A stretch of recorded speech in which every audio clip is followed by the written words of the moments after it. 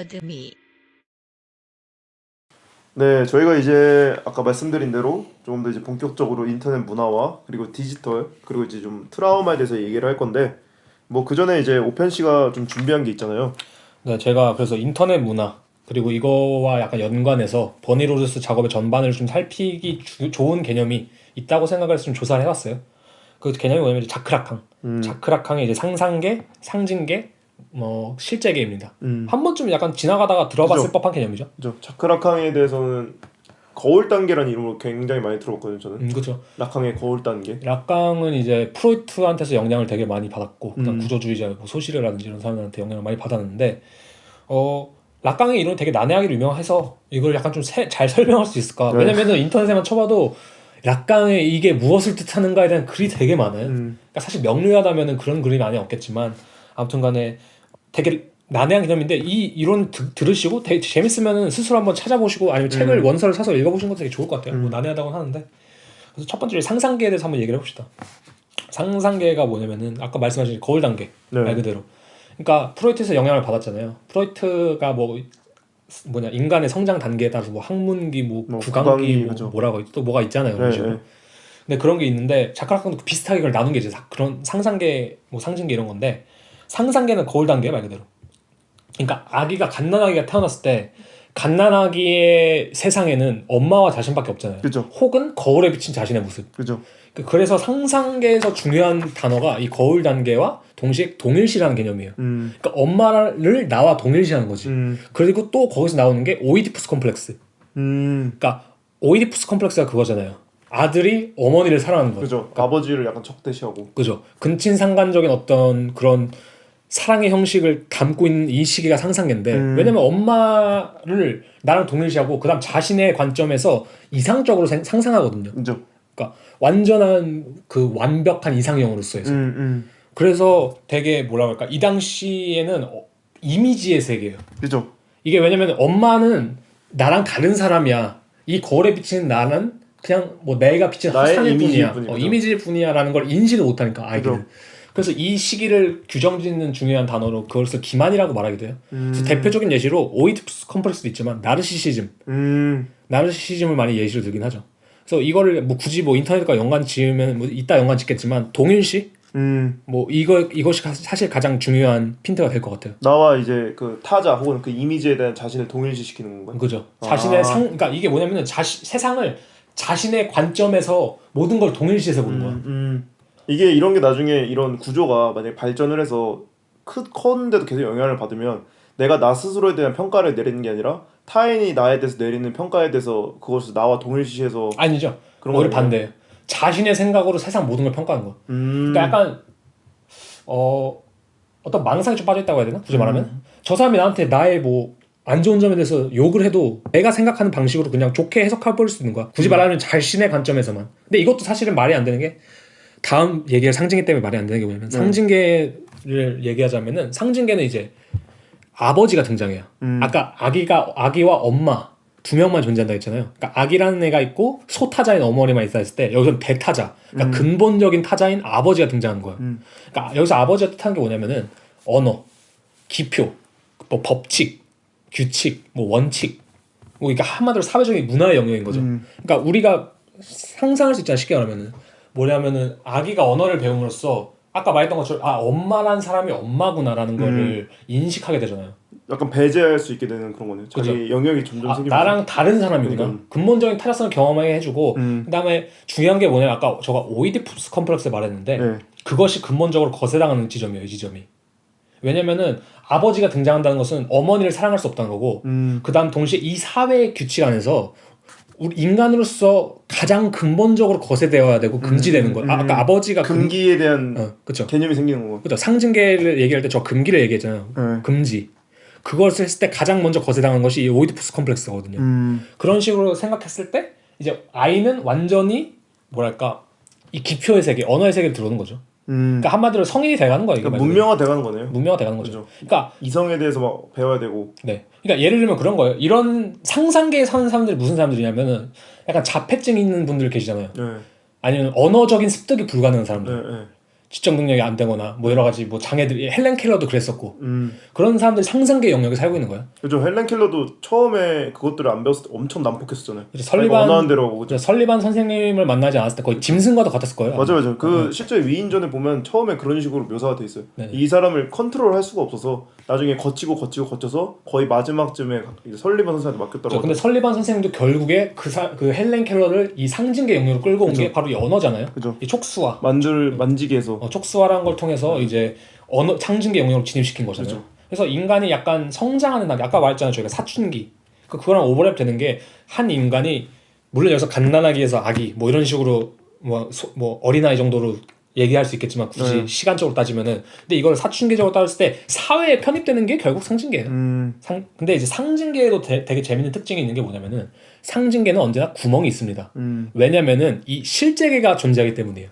마지막 실제계란 뭐죠 그러면 마지막에 있는? 실제계는 이제 우리가 실제 뭐 그런 말 많이 쓰는데 I입니다. 이건 실제. 근데 실제. 더 리얼 이렇게 써있긴 한데 네. 현실이랑은 되게 무관한 개념이고 실제라는 것은 굳이 말하자면은 뭐랄까 이미지로도 언어로도 포착되지 않는 그 잉여의 것이라고 하거든요. 그게 뭐냐면은 간단히 예시를 드릴게요. 메타포 같은 느낌인가요? 메타포가 아니라 예시 한번 들어줄게요. 라깡이 하이데거의 말을 빌려서 그렇게 말했어요. 실제는 이미 언제나 거기에 있다. 멋있는 말이죠. 근데 그 말의 뜻이 뭐냐면 실제는 어쨌든 존재해요. 언제나. 근데 우리가 그것을 인식하는 방식이 상징계를 통해서예요.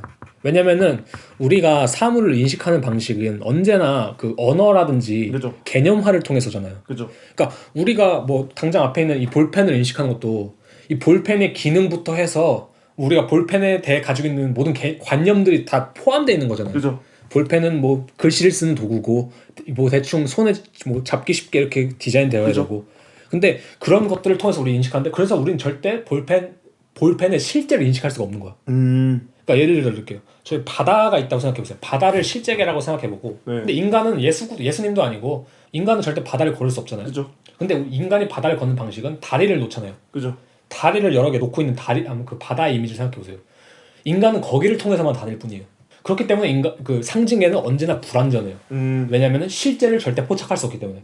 우리는 다리를 걷고 있는 거지 바다를 걷고 있는 게 아니니까. 그죠. 예를 들자면. 그냥 바다 위를 걷는 것처럼 하기 위해서 다리를 놓은 거잖아요. 그죠. 예를 들면 그런 거예요. 바다라는 존재, 거기 거대한 다리가 있을 때 그 나머지 잉여 부분들이 존재하잖아요. 저희가 그 아담 린더 때 말했던 약간 빠그와 그러니까 랑구와 빠로웰 같은 거죠. 약간 그런 느낌이랑 비슷한 거죠. 왜냐면 소시한테도 영향을 많이 받았으니까. 그렇기 때문에 상징계는 언제나 구멍이 나 있다고 표현을 해요. 상징계는. 그게 왜 그러냐면 아까 말했던 것처럼 실제계는 언제나 그 잉여로서 존재하기 때문에. 근데 중요한 거는 아까 저희가 그랬잖아요. 아까 저희가 오이디푸스 컴플렉스가 거세당한다고 했잖아요. 네. 그래서 우린 결국 상징계로 진입을 하기 위해서 오이디푸스 컴플렉스를 거세당하는데 그럼 분명히 그 공백의 빈 공간이 있단 말이에요. 네. 그 거세당한 그 오이디푸스 컴플렉스와 같은 우리의 욕구가 잘려나간 그런 그죠. 그런 거죠. 우리의 욕구가 잘려나간. 음. 그래서 그런 부분이 존재하는데 인간은 언제나 이곳을 채우기 위해서 노력을 한다고요. 근데 이곳을 채우는 방식이 뭐냐면은 이 오이디푸스 컴플렉스는 완전히 상상계적인 영역에 있는 건데 소타자의 영역에 있는 거예요. 어머니의 영역에. 근데 우리는 언제나 아버지의 영역에서 이것을 채우기 위해서 노력해요. 그러니까 예를 들자면 그런 거야. 내가 근본적으로 결핍하고 있는 게 되게 엄마에 대한 뭐 아무튼 이 상상계적인 건데 이것을 근본적인 타자성인 대타자의 입장으로 그것을 그러니까 대타자의 욕망을 우리는 욕망한다고 말하거든요. 그러니까 여기를 채우려면 분명히 상상계적인 방식으로 채워야 되는데 우리는 언제나 그런 거야. 다른 사람들이 욕망하는 것들, 뭐 돈을 벌어야 된다. 뭐 명예, 그러니까 행복 같은 욕망을 채우려면. 행복. 근데 우리는 언제나 알잖아요. 돈을 아무리 벌어도 우린 공허하고. 그죠. 뭐 우리는 아무리 행복해도 공허하고. 그러니까 가수들도 막 그런 예시가 많잖아요. 내가 뭐 스타가 되어도 되게 공허하고. 그죠. 내가 원했던 꿈이라고 생각하는데 공허하고. 그죠. 그래서 락강은 인간은 언제나 공허할 수밖에 없다고 말해 되게. 인간의 욕심은 끝이 없고. 딱 그 말이에요. 인간은 언제나 타인의 욕망을 욕망하기 때문에 절대 이 상상계적인 영역에 그 소타자성에 기반한 이 결핍을 만족시킬 수가 없다. 그래서 중요한 거는 인간은 언제나 여기 이 상상계적인 영역을 판타지 한마디로 상상계적인 영역으로 채우고 그것을 포착해내는 것. 그것을 포착해내는 건 되게 상징계적인 방식으로 포착을 해내죠. 그러면은 상징계적으로 포착했다는 것은 다시 결핍이 생기는 거예요, 사실. 그다음 실제는 이것을 가능하게 해주는 어떤 구조인 거야. 이 내가 돼 있다고 느낄 수 있는 이 구조. 아까 말했잖아요. 제가 상징계는 언제나 구멍이 나 있다고. 네. 인간은 그걸 인지할 수 있거든요. 실제계가 있기 때문에 인지할 수 있는 거죠. 그리고 네. 인지할 수 있죠. 왜냐면 구멍을 만들려면은 그러니까 구멍이 있다는 걸 알려줄 뒤에 배경이 필요한데. 그죠. 왜냐면은 그런 거예요. 우리가 흔히 그런 말 많이 하잖아. 야 그게 뭐 어땠어? 라고 했을 때 야 그거 내가 뭐라고 말을 해야 되지 그걸? 잠깐 말로 형언이 안 돼. 막 그런 감정들이나 그런 현상들의 실제 사실 그 드러남인 거죠. 어떤 의미로. 약간 무슨 느낌인지 알겠죠? 네. 그래서 실제로 이거 트라우마랑도 연관이 되는 게 뭐냐면은 트라우마 같은 경우에서도 네. 아까 퇴행이라고 했잖아요. 네. 그러니까 퇴행이란 이거 그 키워드랑도 연관이 되는 게 우리가 어떤 엄청난 트라우마를 겪으면 왜 퇴행을 하냐면은 상징계에서 벗어나는 거예요. 그게. 그러니까 상상계 영역, 유아계 영역으로 돌아가는. 도피하는 거네요. 도피. 그러니까 퇴행이라는 게 유아계 영역으로 돌아가는 거랬잖아요. 네. 그러니까 우리가 상상계 영역으로 도피하니까 상징계 영역에서 나오기 때문에 막 그런 거 있잖아요. 예를 들면 뭐 어린아이가 충격을 받아서 뭐 어머니가 살해당하는 장면을 목격당했어. 그러니까 어쨌든 형사들은 그걸 추적을 해야 되니까 꼬마야 아저씨가 누구 죽였다면은 그 아저씨의 인상착이나 키는 어땠어? 뭐 이런 거 물어보지만 아이는 말을 할 줄 알던 아이도 벙어리가 되기도 하잖아. 그죠. 그런 경우 있죠. 그러니까 그런 케이스가 실제로 많잖아요. 그죠. 그러니까 그런 것처럼 실제로 이 상징계와 상상계 사이에 이 퇴행성도 아까 말했던 퇴행성도 되게 연관이 돼 있다라고 말하는 거고. 그래서 또 제가 아는 만화의 그 베르세르크란 만화에서 여자 주인공도 극심한 충격을 겪고 나서 어린 아이처럼 바뀌거든요. 그러니까 몸은 그대로의 어른인데 어린 아이처럼 바뀌어서 약간 퇴행하거든요. 네네. 이게 약간 그런 거겠네요. 그 트라우마에 대한 도피를 맞죠. 상징계를 벗어난 거죠. 그리고 마지막 한 가지 또 얘기하고 싶은 게 주이상스라고 말하는 어떤 그 죽음 충동과 연관되는 오르가즘과 같은 쾌락이 있는데 아까 저희가 상상계에서 상징계로 넘어오면서 발생한 결핍이 있다 했잖아요. 그 주이상스라는 게 뭐냐면은 죽음의 충동이라고 저희 표현했는데 그게 죽음의 충동이 내가 죽어야겠다가 아니라 상징계의 죽음을 가져가는 충동인 거예요. 그러니까 더 이상 그거 이성적으로 생각하기 싫다. 이 결핍이 너무 큰 사람들은 정신병이 오는 게 그 이유일 거야 아마.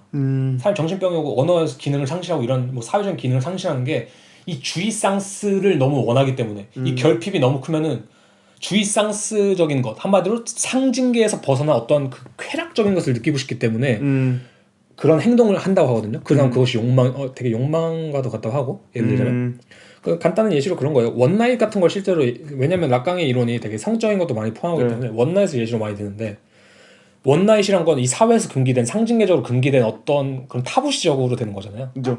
근데 그런 것을 우리가 주이상스적으로 탐닉하는 거죠. 근데 우리가 그걸 실질적으로 행해. 근데 행했을 때 사실 이거는 상상계적으로 생각했을 때 내가 원하는 결핍을 채워줄 수 있는 거라 생각했는데 원나잇 하는 사람들 그래서 공허하다고. 하고 났을 때 결국 채워지지 않아. 그죠. 나 그것을 포착하는 방식은 상징계적인 거고. 그다음에 이게 되게 재밌는 게 한 가지 예시. 아프리카에 이구아나라는 뱀이 있대요. 근데 그 뱀이 엄청 영롱한 색을 띠고 있대. 근데 그것을 포착하는 순간 그 뱀은 죽으면서 그 영롱한 빛이 다 사라진대요. 그러니까 이 예시가 딱 맞는 좋은 상상계, 이미지로서 상징계, 실제계 이 뭐가 욕망의 이 순환을 잘 표현해주는 예시라고 하더라고요. 근데 아무튼 저희가 이 얘기를 하는 이유는 인터넷과 연관을 짓기 위해서입니다. 그쵸. 여러분들도 이게 제가 설명을 제대로 한지는 잘 모르겠는데 그래서 이 얘기를 잠시 떠나서 이제 저희 본론이 이제 인터넷 문화로 다시 들어가면서 이 얘기를 가끔씩 꺼내도록 해볼게요. 사실 이 락항의 이 상상계, 상징계, 실제계를 이야기한 게 인터넷 공간의 이제 특성 때문에 말씀하신 거죠? 네, 그죠. 인터넷 공간이 이제 우리가 약간 상상계에서 그 상징계에서 채울 수 없는 욕구에 대한 것을 실현할 수 있는 공간이라서 그런 건가요? 그러니까 저희가 아까 알랭바디우 이론을 얘기하면서 그랬잖아요. 그 사춘기, 그 유아기가 무한히 연장된다고. 근데 이거를 여기 대입해서 보면은 상상계가 무한히 연장되는 거라고 생각해요. 그러니까 성인이 되지 않는 것은 상징계가 오지 않는다는 것이고 어떤 금지가 없다는 것이거든요. 그러니까 우리가 인터넷의 특징을 봤을 때 뭐 첫 번째 커뮤니티가 있잖아요. 커뮤니티. 그죠. 근데 커뮤니티란 것은 대타자성을 경험할 수 있는 곳이 절대 아니거든요. 그죠. 왜냐면 커뮤니티는 끼리끼리 모이는 거예요. 쉽게 말하면. 그러니까 무한한 동일시가 가능한 곳이 인터넷 커뮤니티란 공간이에요. 그죠. 한마디로 그리고 거기서는 완전히 상상계적인 그 방식으로 그러니까 나르시시즘만 느끼고 싶은 거죠. 그죠. 내가 만나고 싶은 사람들만 딱 만나는. 그러니까 내가 인터넷에서 뭐 내 게임의 길드가 있고 그죠. 뭐 내가 좋아하는 카페가 있고 라고 했을 때 거기서는 나를 금지시키는 사람도 없고 나를 거세시키는 사람도 없고 나한테 규칙을 뭐 사회적인 질서를 강요하는 사람이 없어요. 그죠. 거기는 압박가 없는 공간이지. 그죠. 그러니까 그렇기 때문에 난 언제나 나르시스처럼 그 뭐지 개울 연못. 연못 안에 있는 거. 네, 인터넷 커뮤니티란 것은 연못을 바라보고 있는 거야. 그죠. 사실. 그죠. 거울 같은 느낌이기도 하고. 그래서 이게 재밌는 게 제가 한 가지 찾아온 게 고모부 이모부 할 때 그게 아니라 이모라고 해서 이제 이모셔널, 이모티브의 준말로 이모 랩뭐 네, 이런 것들. 음악의 한 종류이자 뭐 패션 경향, 그죠. 사춘기 경향의 일종이다라고 말해요. 그러니까 이것도 사춘기랑 연관이 돼 있어요. 음. 그러니까 이게 뭐냐면 이모셔널이란 거 말 그대로 좀 감성적이다 이거잖아요. 그죠. 그래서 이모들은 자기 자신이 가지고 있는 이모들. 이모들 아닙니다. 예. 이모들은 자기 자신이 가지고 있는 감정을 그대로 표출해내는 것을 말해요. 근데 이러한 감정의 직접적인 표출이 기쁨이나 즐거움의 감정이 아니라 아까 저희가 말한 멜랑콜리의 감정인 거죠. 그 억눌려 있던 감성, 우울, 슬픔, 절망, 약간 증오. 텐타시온, 그죠, 커트 텐타시오. 코베인. 맞죠? 나중에 언급할 엘리어 스미스도 약간 그런 느낌이고. 에이미 와인하우스도 약간 그죠. 에이미 와인하우스도 약간 그런 느낌도 느낌이고. 있고. 약간 이모하는 것들. 그거죠. 크립의 크립. 그래, 라디오헤드의 크립. 크립이 대표적인 예죠. 그죠. 그러니까 왜냐면은 이게 쉽게 말하면 중이병인데 네. 조금 다른 게 뭐냐, 중이병은 내가 세계 최강이야. 나- 흑염룡. 다른 인간들은 하찮아. 약간 다른 인간들은 하찮아라는 게 중이병이라면은 네. 이거는 나는 극도의 자기 비하가 있는 거죠. 나는 이따위야 왜? 나는 안 돼. 근데 약간 이런 감성을 느낌으로써 약간 나르시즘을 느낀 사람도 있잖아요. 그렇죠. 그래서 그러니까 내가 지금 이 우울감에 빠져서 맞아. 나를 그걸 비하하는 좋아하는 게 거겠죠. 좋다라는 것들. 그러니까 이 감성적인 애가 좋다. 그죠, 이런 그죠. 거죠. 그래서 근데 중요한 건 이모라는 것이 어떻게 탄생했냐가 중요한 건데 이것도 사실 되게 인터넷 문화에서 많이 발전을 한 거거든요. 왜냐면 이모 이게 딱 들으면 알겠지만 나 자기 비하하고 우울하고 그러니까 이런 사람들이 사춘기에서 어떤 삶을 보냈겠어 사실. 그죠. 아웃사이더적인 되게 삶을 보냈을 거 아니에요 당연히. 그죠. 근데 그런 사람들이 모일 수 있던 공간이 사실 이 그죠. 인터넷이란 거지. 이게 재밌는 게 이걸 보니까 지금 제가 생각나는 건데 한국에서 지금 문제 중 하나가 청소년들 사이에서 자해 문화 아세요?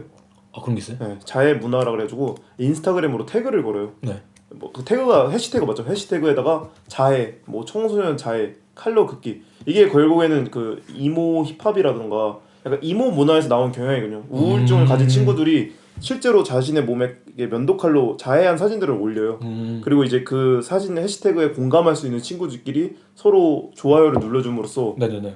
그러니까 자기가 이런 걸 겪는 사람들의 그 아까 말한 소타자를 만나고 싶거든. 나르시시즘을 겪을 수 있는 사람들. 그죠. 각자가 원하는 커뮤니티나 동일시할 수 있는 대상들. 그러니까 그들이 그것을 인터넷에 올리는 이유는 현실에서는 아무도 안 그러겠지. 그죠. 그리고 이건 타부거든요. 타부지 이거 자기가 가해하는 거는. 그러니까 현실에서는 야 나 가했다라고 안 할 거 아니야. 안 하죠. 근데 인터넷에서는 그게 통용이 되잖아. 인터넷에서 왜냐? 상징계 그죠. 금지가 없으니까. 그래서 이게 문제인 게 그거라고요. 이게 어쨌든 흉터나 이런 자해 행위는 가릴 수 있잖아요. 네네. 부모님 앞에서 가리는 타부인데 그치. 이거를 내가 드러낼 수 있는 장소는 인터넷에 나와 공감할 수 있는 사람들밖에 없는 거죠. 그렇죠. 그런 의미에서는 어쨌든 간에 이것이 말해주는 게 뭐냐면은 이 사춘기성 그리고 이 상상계 네. 그다음 이 인터넷 문화가 대단히 절묘하게 삼일체적으로 맞는다는 거예요. 그러니까 이 무한한 사춘기를 연장시키기 위한 도구로서의 무한한 상상계를 연장시키기 위한 도구로서 인터넷 문화가 대단히 적합하다. 그러니까 실제로 그래서 버니로스는 인터넷 문화를 많이 갖다 써요. 그죠. 네. 그래서 하나 읽어드리면은 버니로스가 한 말인데 저는 TV를 엄청나게 많이 봅니다. 그리고 많은 온라인 게임을 플레이했고 또한 다양한 인터넷 커뮤니티에서 활발히 활동하였습니다. 영화와 텔레비전에서 우리는 되게 대단히 강력하고 꼭두각시를 조종하는 듯한 강력한 캐릭터들 그리고 실제 인간이 살아가는 방식에서 완전히 자유로운 캐릭터들을 바라봅니다. 예를 들자면 감정적인 연대 혹은 뭐 단단하거나 느슨하거나 한 개인들의 그런 관계 같은 것들 말이죠. 그러나 현재 인터넷이 작동하는 방식을 통해 사람들은 그들 고유의 만화 캐릭터들을 온라인에서 만드는 것에 관심이 있습니다. 우린 모두 우리의 삶, 운명을 컨트롤할 수 있기를 바라니까요. 그러니까 아까 제가 말했잖아요. 상상계에서. 상상계는 자신의 관점으로 모든 것을 이상적으로 상상할 수 있는 그 자유의 세계라고. 버니 로저스가 말한 우리 모두 우리의 삶, 운명을 컨트롤할 수 있기를 바란다는 그 욕망과 네. 아까 여기서 말한 것처럼 실제 인간이 살아가는 방식에서 완전히 자유로운 캐릭터들 그러니까 상징계에서 완전히 분리된 캐릭터들 그러니까 인터넷은 정말 그걸 위한 공간이란 거죠. 그죠. 약간 그 히키코모리 문화도 약간 그런 것에서 나온 건데 내가 살고 있는 이 상징계는 나한테 너무나 괴로운 공간인데 맞아. 내가 상상계에서는 짱이 될 수도 있고 같은 도피처죠. 거죠. 그러니까 아지트 같은 것이기도 하고. 그래서 실제로 또 재밌는 게 그래서 80년대 90년대생한테는 이제 그죠. 이런 인터넷 문화가 앞서 말한 것처럼 이제 자신의 사춘기를 평생 유지할 수 있는 기회를 되게 부여한다고 생각해요 저는. 그죠. 그러니까 버니 로저스도 이거에 되게 많은 영향을 받은 그 시대에 살고 있었고 그런 자신이 그런 성향이었고. 그죠. 저는 이게 되게 재밌다고 생각하는 게 뭐냐면은 옛날에는 이런 상처받은 아웃사이더들이랄까 네. 이런 사람들이 이렇게 분출될 수 있는 분화구가 전혀 없었다고 그러니까 숨기는 거예요. 어떻게 숨기능도 있는 거예요. 사실. 그죠. 옛날에는 그런 사람들이 무조건 배척받고 뭐 숨어서 거의 은밀한 커뮤니티를 많이 만들었죠. 그래서 옛날에는 그런 음지에서 막 그죠. 활동을 하고 네. 그랬잖아요. 그것도 이제 장소라는 개념도 인터넷이라는 그런 뭐라죠? 추상적인 공간이 아니라 실제로 실제, 어디 네. 만나던가 뭐 실제로- 아지트를 건설한다거나. 네, 실제로 그래서 동성애자들도 옛날에는 네. 자신들만의 아지트들이 존재했잖아요. 아, 그러니까 그쵸, 실제적인 그쵸. 장소. 그죠. 근데 요즘에는 클럽 그죠. 게이 클럽일 그죠. 수도 있고. 근데 요즘에 이제 어플리케이션이나 그죠. 인터넷 사이트에서 점점 더 추상적으로. 그냥 추상적인 것도 추상적인데 이제 거기서 더 자유롭게 할 수 있으니까 실질적으로 뭐 내가 음지에 가지 않아도 되고 그죠. 예를 들자면. 근데 재밌는 게 뭐냐면 이런 아웃사이더들을 위한 도피처들이 생길 때 뭐가 또 발생하냐면 아까 말했던 것처럼 미학이 발생한다 거기서 사실. 그러니까 상징계에서는 통용되지 않는 것들이 상징계에서는 그렇게 그 전면으로 드러나지 않는 미학들이 여기서는 발전을 하는 거죠. 그러니까 그죠. 이게 차이점인 거예요. 왜냐면은 아까 말했잖아요. 이전 시대에는 이런 것들이 분출될 수 있는 곳이 없었다고. 그러니까 뭐 자기네들이 뭘 해서 돌려볼 수는 있었겠지. 예를 들면 저는 뭐 약간 뭐 그 사드 후작이라고 아세요? 아니요 뭐. 그 프랑스의 전형 그 대표적인 그 약간 야한 방탕한 소설을 막 쓰는 작가라고 네. 해야 되나? 네. 되게 방탕한 삶을 살아서 막 빨리 죽었고 막 그러고 네. 보들레르 같은 사람들도 그런데 그 죽음, 방탕함, 뭔가 막 이 섹스에 대한 뭐 타부에 대한 것들이 되게 좀 약간 옛날에 우리 막 그 뭐지? 한국 영화 중에 야한 그 막 그림 그리는 거 있잖아요. 누들누드 같은 거 말하시는 거예요? 아 누들누드 말고 그 아, 한석규 예, 나오는 거. 그 음란 김 선생이 뭐 그런 거 있잖아요. 거기 다 그러니까 그죠 돌려보잖아요. 근데 그런 것들 돌려볼 때는 이 정보의 속도가 빠르지가 않아요. 그죠.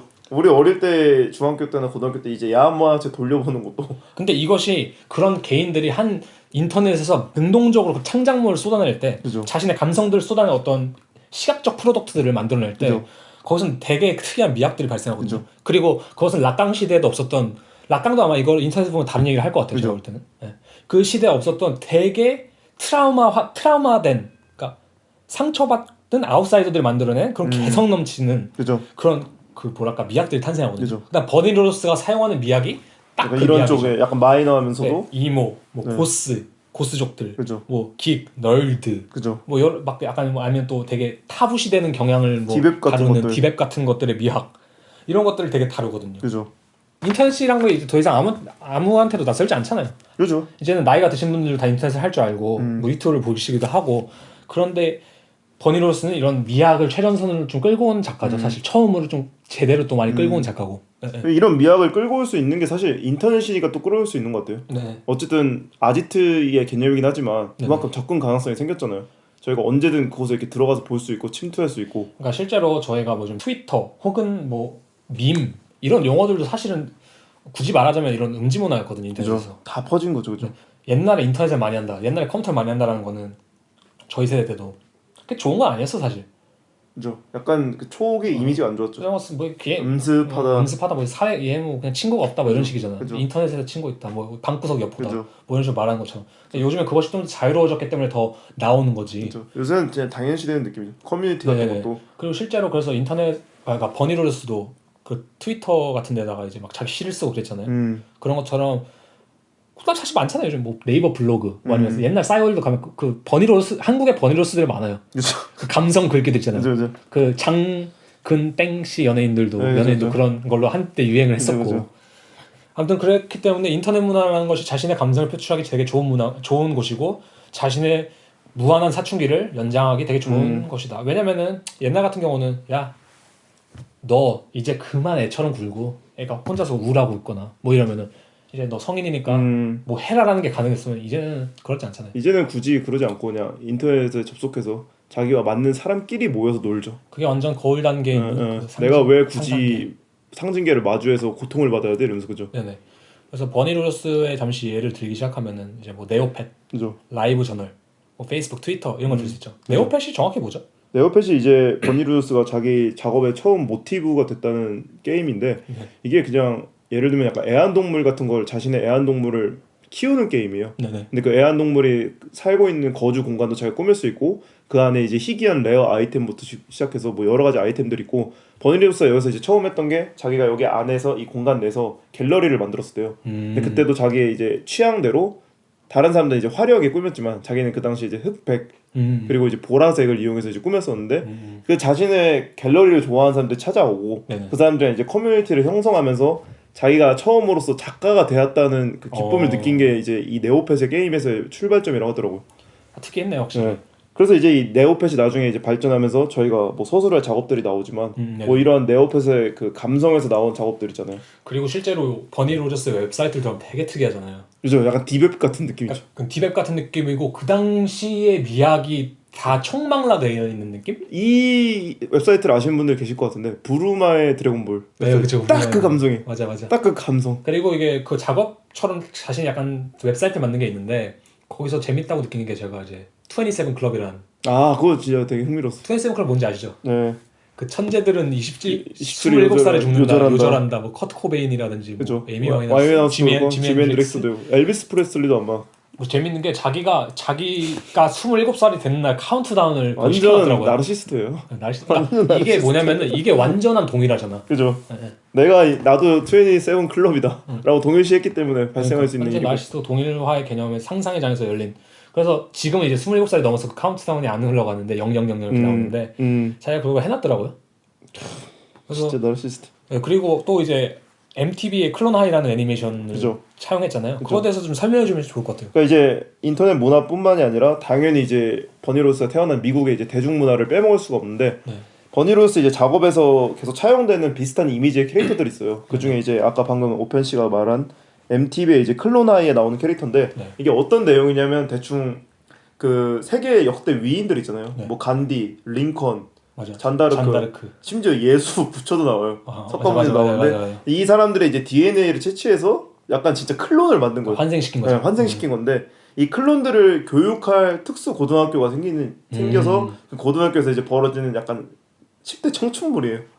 근데 이게 웃기잖아요. MTV에서 1화만 하고 시즌 1만 하고 끝냈던 게 그 당시에 이제 인도에서나 아니면 다른 여러 반발이 나라에서 나와서. 엄청난 신성 모독이다. 네네네. 근데 이제 여기 캐릭터 중에 아까 말한 잔다르크가 있어요. 맞아. 이 잔다르크가 아마 그 애니메이션에서 조안 다르크일 거예요. 맞아. 조안 다르크인데 이게 저희가 알고 있는 그 티피컬한 잔다르크의 이미지가 있잖아요. 성녀에다가 그죠. 그리고 이제 프랑스를 이제 백년 전쟁에서 승리한 그러니까 실제로 잔다르크를 인터넷 치면은 세인트라고 나와요. 세인트. 쌍땅크 잔다르크잖아요. 성 잔다르크. 네. 근데 이제 이 애니메이션에서는 고스족의 그러니까 고스족이 뭔지 모르시는 분들을 위해 잠시 설명을 드리자면 약간 약간 펑키한 느낌. 펑키하면서 되게 뱀파이어 느낌. 뱀파이어 느낌이잖아요. 머리가 보라색이고 네 맞아요. 뭐 약간 화장을 짙게 하고. 한국에서는 거의 못 봤죠. 한국에서 많이 없는 것 진짜 같아요. 요즘에는 근데 그런 분들 그러니까 약간 그 뭐지? 요새 힙합하는 사람들 중에 그리고 할리퀸 같은 느낌이라고 보시면 맞아 돼요. 할리퀸 할리퀸 같은 느낌. 느낌. 그래서 근데 잔다르크를 할리퀸을 만드는 거죠. 그죠. 말하면. 그런 느낌의 허무주의자의 맞아, 허무주의자. 아마 링컨을 짝사랑하는 캐릭터였을 거예요.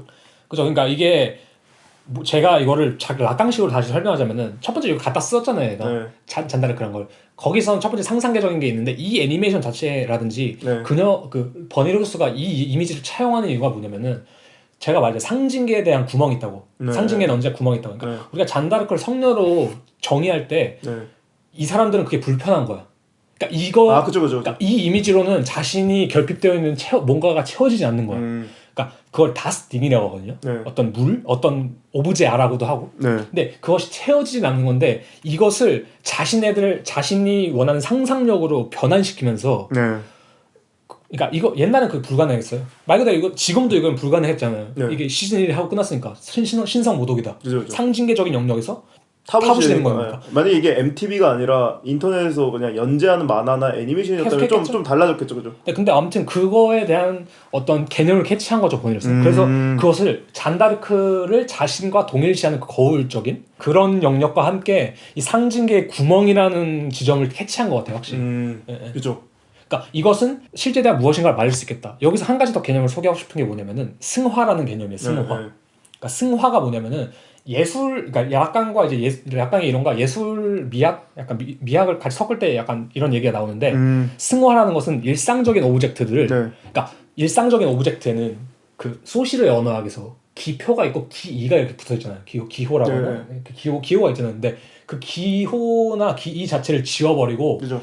그 뭐랄까 이 결핍되어 있는 무언가를 채울 수 있는 그 실제라고 가정을 하는 거예요. 그러면서 그 오브젝트를 통해서 실제를 향유하는 것이 이 승화라고 하거든요. 그러니까 예술이 딱 그렇잖아요. 그죠. 뭔가 특별하지 않은 그러니까 평범한 오브젝트를 가져와서 그것이 가지고 있던 도구적 이용성을 싹 지워버리고. 그죠. 이게 뭐 반고로도 예를 들 수 있는데 그림으로도 이거랑 역설이라고 생각할 수 있잖아요. 실제는 이미지나 언어로 포착되지 않는다고 말함에도 우리가 예술이라는 걸 하는 이유는 승화라는 개념이 있기 때문이에요. 그죠. 우리가 그것을 어쨌든 통해서 조금 향유라도 할 수 있기 때문에. 그죠. 그러니까 반고 그림을 보면서 이건 밤하늘을 그려놓은 거지만 뭔가 그 너머에 뭐가 있다 생각하죠. 그죠. 그러니까 그게 실제 대한 시라는 것도 그렇고 그죠. 우리가 쓰는 언어를 가져왔는데 그것이 일반적으로 가지고 있던 그 상징계의 의미를 싹 빼버리고 그러니까 상징계에서 상징계 구멍이 있다는 것처럼 뭐 연인한테 사랑해라고 말하는 것은 어딘가 부족하잖아요. 그죠. 얼마큼 사랑해라고 물어보면은 하늘만큼 땅만큼 사랑해 그죠. 뭐 이렇게 말하긴 하는데 그게 표현이 되지 않잖아요. 그게 그죠. 상징의 한계거든요. 그죠. 근데 이제 그런 것들을 시인들이나 뭐 비유법도 어떻게 보면 그러는 거라고 할 수 있죠. 그러니까 어떻게 보면 그럴 수 있죠. 네.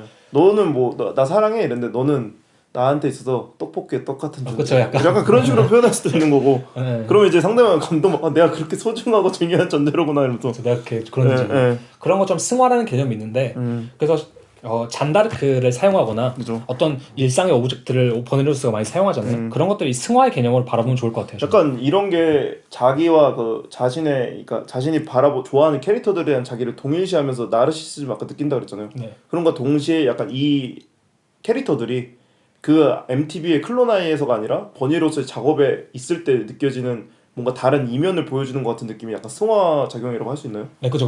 그러니까 그 사람 그 캐릭터가 그 캐릭터로서 작동하는 게 아니라 그 이미지 안에서. 그죠. 제가 아까 말한 방고처럼 이 밤하늘이 그죠. 밤하늘로 작동하지 않잖아요, 더 이상. 그죠. 뭔가 아름다움에 대한 그 오브젝트로 작동하는 것 같고, 뭐 표상으로 작동하는 것 같고. 그러니까 예를 들자면은 한 가지 얘기하고 싶은 게 뭐냐면은 네.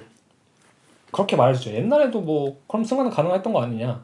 그럼에도 불구하고 요즘 이 버니로스의 작업이 특이한 이유는 뭐냐면 아까 말한 것처럼 인터넷 문화가 등장하면서 상징계가 완전히 무너져 버렸어 사실 인터넷 공간에서 어떤 의미로. 그러니까 옛날보다 더 고삐 풀린 한마디로 금지되었던 모든 것들이 오브젝트로 그다음 실제 오브젝트로 향유될 수 있는 거죠. 그러니까 옛날엔 그냥 밤하늘 정도가 향유될 수 있었다면은 이제는 모든 사건들 타부시되는 거 소화성애조차도 어떤 그 이면을 건드리는 무엇인가를 작동할 수 있는 거예요. 근데 그것을 따지고 보면 상징계에서 벗어난 거기 때문에 더 직관적이죠 사실. 더 이미지적이고. 그러니까 옛날 회화 역사를 생각해봐도 누드를 그렸다가 욕먹은 작가 많잖아요. 모네였나 마네가 마네가 그 해변 어디 여인의 초상이었나 그죠. 그 이제 몸을 바르는 그죠. 근데 이제 인터넷은 그것보다 더 극심하게 더 자유롭고 더 혼란스럽게 그죠. 그런 타부들을 계속 건드릴 수 있으니까. 네, 그렇죠. 그런 것들이 더 큰 거고. 네네 맞아요. 그게 아마 버니로스의 가장 큰 미학일 것 같아요. 그죠. 여기 외에 아까 저희가 뭐 잔다르크 얘기를 하다 지금 이렇게까지 넘어왔는데 그 외에도 이제 버니로스가 항상 자신의 뮤즈라고 말하는 이제 엘리엇 스미스라는 가수. 네. 이 가수 같은 경우에도 아까 말했던 그 되게 우울한 감성을 가지고 있던 사람이었거든요. 네. 그리고 실제로 이제 자신이 어릴 때 그 부모와의 이제 이별이나 이런 트라우마 때문에 결국에는 이제 자살을 해요. 이제 그런 것들에 대해서 이제 버니로스 항상 감정 이입을 하고서 동일시하는 것 같고 그리고 그 외에 이제 가즈 이 캐릭터는 뭐 오펜 씨가 아시죠? 저 잘 모르는데 그냥 인터넷 업무에서 찾아봤는데 그냥 고스족의 전형? 이 캐릭터도 고스족이. 네, 고스족이. 그러니까 이거를 보면 알 수 있는 게 뭐냐면은 무한한 동일화가 이루어지고 있어요. 버니로스 작업에. 그런 거 있잖아요. 사실 그래서 애니메이션 좋아하시는 분들이 네. 대표적으로는 예시 중 하나가 그거잖아요. 그 코스플레이. 아 그죠. 그게 뭐냐면 동일시예요 말 그대로. 그죠. 그러니까 유아기 상태가 있다는 거는 동일시라는 것이 계속 이루어지고 있다는 거예요. 제가 아는 모 친구도 네. 데스노트 L의 광팬이어가지고 네. 중학교 때 한때 이제 정말 그러니까 청바지와 흰 티만 입고 다니면서 마시지도 못하는 커피에다가 설탕을 죄다 때려 넣고 이제 핸드폰 받는 것도 이제 L처럼. 네. 그러니까 자신을 동일시하는 거거든요. 그분 저도 알아요. 그죠. 주머니에 각설탕 넣고 다니죠. 네. 네.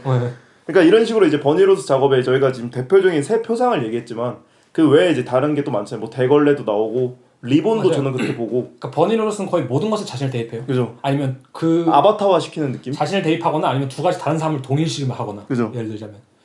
네, 그래서 이런 식으로 저희가 아마 그러니까 상상계에 존재하는 이 버니로스의 작업의 좀 특징을 좀 알아볼 수 있을 것 같아요. 그렇게 되면. 그죠. 그래서 몇몇 작업을 좀 소개해 주시면, 그러니까 작가들 좀 비슷한 작가들을 소개해 주면 좋을 것 같아요. 제가 이제 준비한 이 작가들이 버니로스랑 완전히 똑같은 방식은 아닌데 네. 충분히 영향을 줄 수 있.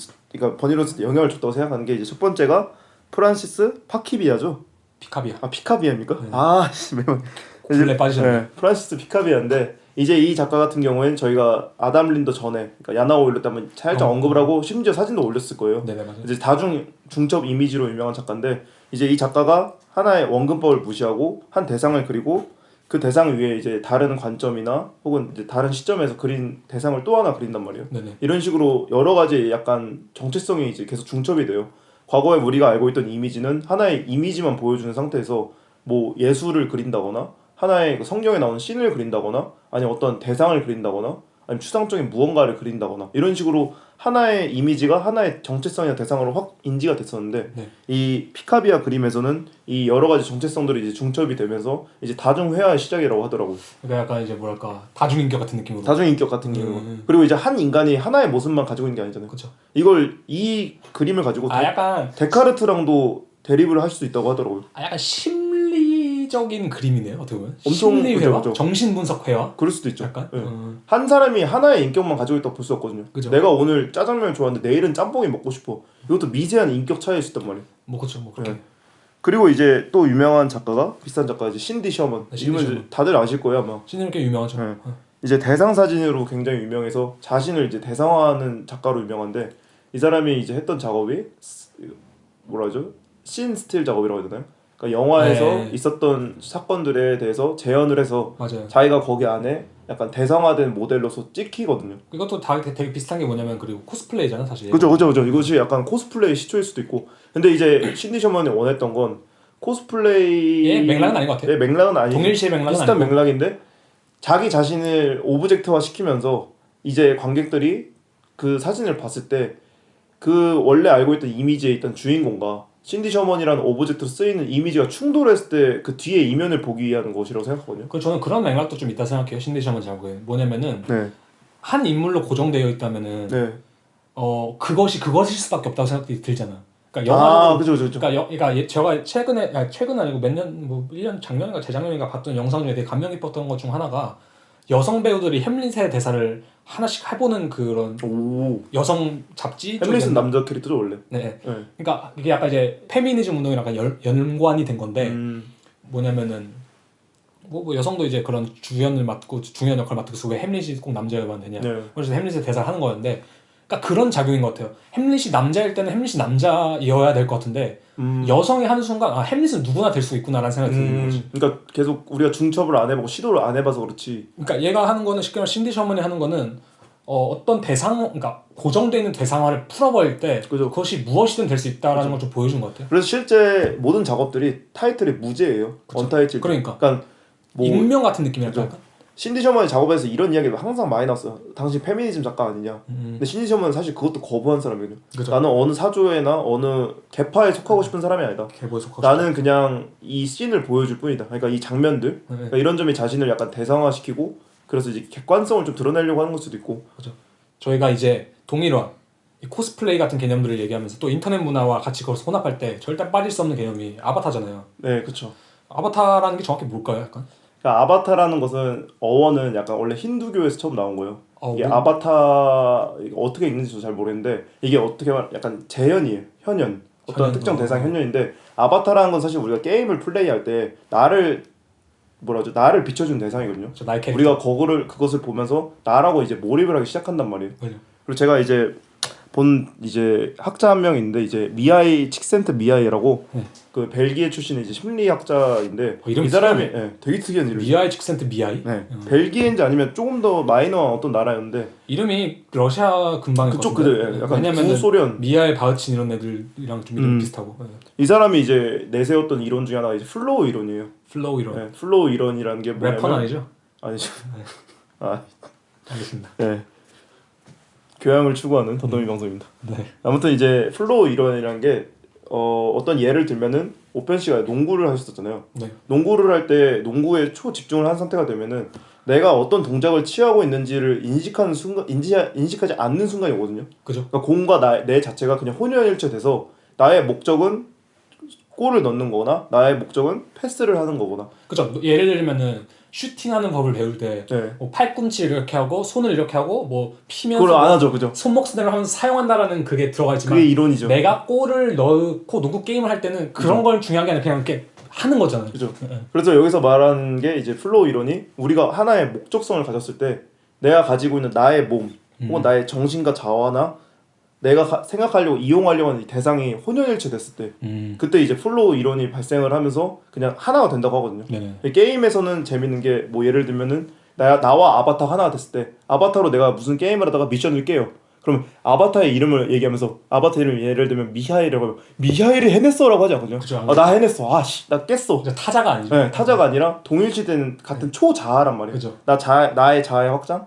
그리고 이제 카트라이더나 레이싱 게임을 하다 보면은 몸을 움직이는 사람들이 있어요. 뭐 드리프트 하면서 몸을 막 네, 같이 움직이거나 총 게임 하면 총 피하고 막. 피하는 사람도 있고 네. 아니면 이제 이런 식의 이제 몰입된 상황을 가지고 아바타와 내가 이제 혼연일체된 상황이라고 하거든요. 네. 그래서 이제 저는 버니 로저스의 작업을 봤을 때 버니 로저스가 사용하는 이제 여러 가지 오브젝트들이나 마테리얼이나 아니면 테크닉 같은 것들이 어쩌면 이러한 버니 로저스가 쥐고 있는 컨트롤이라고 보고 그리고 이 표현되어 있는 작업들이 버니 로저스의 이제 아바타이자 자신의 이제 자아의 이제 확장 같은 개념으로 보이는 거죠. 제 생각에는 버니로스 아까 네오패스를 했다 했잖아요. 네. 버니로스가 그런 얘기를 가끔씩 하더라고요. 버니로스는 작업을 만든다고 표현을 잘 안 하더라고요. 오. 그러니까 내가 내 미술 작품을 만들 때라고 그것을 표현하기보다도 그런 표현을 되게 많이 써요. 이 전시를 준비할 때.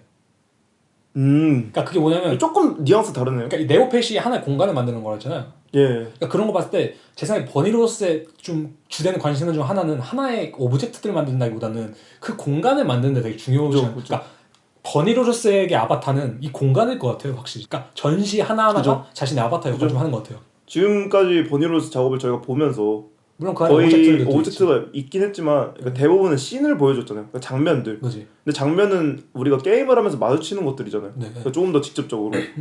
플로우 이론에서 아바타에 집중할 수 있는 것도 거의 그거거든요. 그러니까 우리가 주변 사물에 대해서 인식하는 게 아니라 네네. 아바타랑 혼연일체가 돼가지고 그냥 그 상황만 인지하는 거죠. 그 어떻게 보면 전시의 씬일 수도 있고. 그리고 제가 이 플로우 이론에서 생각나는 게 이 브루스 리의 말이 생각나네. 이게 브루스 리가 이 인터뷰하는 거에서 그런 말을 하거든요. Be water, my friend. 이게 뭐냐면 이제 물이 되어라. 그래서 말하는 게 너가 물이 되면은 넌 컵에 들어가면 컵이 될 것이고 오. 그러니까 뭐 주전자에 들어가면 주전자 모양이 될 것이고 냄비에 들어가면 냄비 모양이 될 것이다. 뭐 딴 데 담으면 다른 모양이 되겠죠. 근데 그 상황에 몰입하라 이런 거죠. 몰입도 몰입이고 이것도 동일시 같아 어떻게 보면. 그죠, 동일시죠. 물은 어디를 들어가든 자기랑 똑같이 되거든요. 플로우 이론에서 말하는 것도 똑같이 말하는데 이게 수련을 하거나 훈련하는 이유 중 하나가 so that when you want it, it's there. 그러니까 너가 원할 때 그게 거기에 있게끔 그러니까 그 훈련을 해라. 그러니까 이게 딱 플로우 이론이죠. 주먹을 내지를 뜻처럼. 한마디로 어떤 합의를 말하는 거잖아요. 그죠, 그죠. 그래서 참 재밌는 것 같아요 이런 이론들이. 네. 그리고 버니 로저스가 2014년 3월에 네. 자기 그 커닝 포엠 사이트였나? 거기다 네네. 썼던 것도 있는데 이걸 이제 한국어로 번역을 했을 때 잘 맞는 맞춤 정장처럼 행동해라. 어깨에 힘을 풀고 정직함이 존재하는 것처럼 모든 이제 불성실한 행동을 그만하라. 이게 결국에는 내가 그냥 거기에 몰입해서 나의 자아를 확장시켜서 나화시켜라. 그러니까 동일시해라라는 그러니까 이거죠. 잘 맞는 맞춤 정장처럼 행동해라는 이제 내 캐릭터에 대한 얘기고. 그죠. 어깨 힘을 풀고 긴장을 풀고 정직함이 존재하는 것처럼 이게 나인 것처럼. 그죠. 불성실한 행동을 그만하라는 의심을 그만하라. 그죠. 얘를. 그러니까 이게 그거예요. 정직함이 존재하는 것처럼은 상상계적으로. 그죠. 불성실한 행동, 상징계적인 행동을 그만해라. 그죠. 그런 거 있잖아요. 미숙한 가수가 네. 콘서트장 분위기를 어색하게 만들 때가 뭐냐면 자기가 콘서트를 하고 있다는 걸 인식할 때 나오는 어색함이거든요. 내가 뻘쭘해하면은 관객도 뻘쭘해. 맞아요, 그게 맞아요. 간격이 보이니까. 노래방도 그렇죠. 네. 근데 내가 거기서 동일시해서 미친 짓을 하고 있으면은 말하잖아요. 진짜다. 진짜가 나타났다. 그죠. 그때 이제 약간 보는 사람도 느낄 수 있는 그 대리 만족이 있죠. 그래서 확실히 이 아바타 혹은 아이디 뭐 이런 개념들이 또 되게 중요한 개념 같긴 해요. 그죠. 그래서 버니 로저스도 실제로 아바타로 따질 때 되게 가명을 많이 쓰잖아요. 그죠. 가명도 되게 많이 쓰고 또 실제로 아까 저가 말한 승화적인 것도 되게 많이 하거든요. 그러니까 이 아바타화를 시키는 게 뭐 자신의 그런 뭐랄까 트라우마라든지 아니면 뭐 자신의 기억들을 다른 오브젝트에 되게 투영시켜서 되게 동일시하고 뭐 자기화시킨다거나 그죠. 뭐 어떤 거에 막 자기 이름을 붙여주기도 하잖아요. 얘는 뭐다 뭐 이런 식으로. 그죠. 그런 걸 봤을 때 버니 로저스는 진짜 이게 참 직관적이라고 봐야 되고 통찰력이 있다고 봐야 되는 건 같긴 한데 그냥 이 인터넷 문화 전반에 대한 그 통찰력이 있다고 봐요. 그죠. 왜냐면 이것도 결국에는 어릴 때부터 같이 자라왔으니까 그런 거죠. 그죠. 체화됐으니까. 그러니까 체화된 거죠 말 그대로. 네. 브루스리예요. 브루스리죠. 브루스리가 된 거죠. 디지털 문화를 억지로 끌고 온 게 아니라 네, 맞아요. 내가 경험하고 자라온 삶이 디지털이라 네. 굳이 이거를 피할 필요도 없고 굳이 이걸 억지로 끌을 필요도 없는 거죠. 네. 그래서 저희가 그래서 이걸 마지막으로 얘기하고 싶은 얘기가 뭐냐면은 네. 버니 로저스의 좀 주제 전반에 대해서 얘기하고 싶어요. 그러니까 이게 왜 중요하냐면은 저희가 아까 상징계 구멍이 있다 했잖아요. 네. 상징계에서 타부시 되는 것들 그런 것들이 상상계에서는 되게 발칙하게 계속 뭐랄까 발전하고 있다고 말했는데 버니 로저스는 절대 무난한 주제를 쓰지 않아요. 아 그죠. 진짜 자극적인 주제를 써요. 그죠. 그게 비판받는 포인트죠 사실은. 근데 이것을 얘기하기 전에 먼저 이제 또 버니 로저스의 말을 한번 제가 몇 가지 읽어드리도록 하겠습니다. 이건 약간 이제 아바타에 대한 글 함께 그 다음에 나오는 글이 이제 주제에 대한 글인데 첫 번째로 아바타에 대한 느낌인데 이건 약간 당신은 절대 당신의 주관성과 상상, 실제 그리고 상징을 분리할 수 없습니다. 아 주관성이 아니죠 주체죠. 네. 당신의 주체와 상상, 실제 그리고 상징을 분리할 수 없습니다. 당신의 실제의 삶은 상상과도 같아질 수도 있으며 당신의 가상의 삶은 당신의 실제의 삶만큼이나 더 초현실적일 수도 있습니다. 네. 당신이 그것을 알아차리든 아니든 쫓던 쫓지 않던 그것을 무서워하던 그렇지 않던 혹은 싫어하던 아니던 그것들은 당신의 삶을 정의 내리는 상징들이 됩니다. 그러니까 더 이상 이제 우린 인터넷 문화에서 멀을 수 없다는 거죠. 그죠. 일단 우리에게 어느 정도의 동일시가 이제 필요하고 상상계의 영역에서 살고 있다는 그 인정이 필요하다는 거예요. 사실. 그죠. 그러면서 이제 그런 것들이 당신의 삶을 정의내는 그 상징들이 될 것이라는 건. 그러니까 그렇잖아요. 예를 들면 재밌는 핀트 중 하나가 최근에 발생한 사건들 중 하나가 뭐 야구 선수가 네. 뭐 자신의 비밀 인스타 계정에 뭐 노인을 되게 막 뭐랄까 혐오하는 듯한 발언, 뭐 여성을 혐오하는 듯한 발언, 장애인을 봤던 것 같아요. 네. 그런 것 때문에 뭐 이제 엄청난 화제가 됐었고, 네. 뭐 예를 들자면 어떤 뭐 공무원이 뭐 네. 그 이제 인터넷 사이트 커뮤니티다가 되게 막 안 좋은 글도 있잖아요. 네. 뭐 여성을 성적 대상하는 네, 글들이나 네. 이런 걸 엄청 써서 그것이 박탈당하는 글들 썼을 때 이것이 하는 거 똑같은 거예요.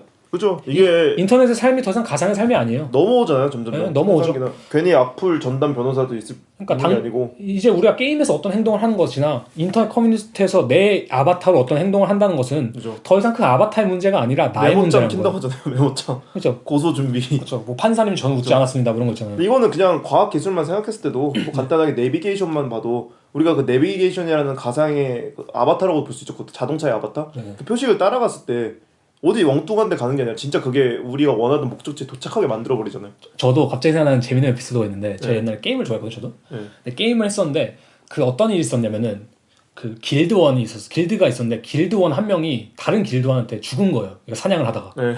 근데 길드 회의가 모집이 된 거야. 우리가 저 길드를 공격해야 되냐 말아야 되냐. 네. 그랬더니 저는 그 당시 이거랑 완전 반대했어요. 어떤 분이 이제 그렇게 얘기했죠. 당신이 혹시 현실에서 누군가 당신의 가족을 죽이고 간다면 당신은 가만히 있을 것이냐 라고 하는데 저는 그때 그랬거든요. 이거는 게임일 뿐이다. 현실이랑 어떻게 비교를 하냐 네. 라고 말했는데 몰입을 약간 안 하죠. 그러니까 이제는 진짜 다르다는 거죠. 어떻게 보면. 아 그죠 그죠. 이제는 진짜 그 현실과 가상의 경계가 점점 불분명해지나요? 그죠. 근데 아무튼 그런 내용이었고 이거는. 근데 이제 주제에 대해서 다시 돌아오자면은 네. 당신은 사랑하는 이의 죽음과 장례식을 어떻게 기억하고 있습니까? 당신은 돌아다니기도 할 것이며 점심을 먹고 친구들과 이야기를 할 것이며 지나다니며 포스터를 보거나 잡지의 몇 페이지들을 읽기도 할 것입니다. 그런 것들은 당신이 그러니까 그것이란 것은 사랑하는 이의 죽음과 장례식을 어떻게 기억하는지에 영향을 미칩니다. 그죠. 이것이 사람들이 저의 작업에서 공격적이라고 느끼는 부분입니다. 당신이 사랑하는 사람의 죽음을 가장 좋아하는 애니메이션과 합쳐놓을 경우 사람들은 그것을 대단히 이상하게 생각할 것입니다.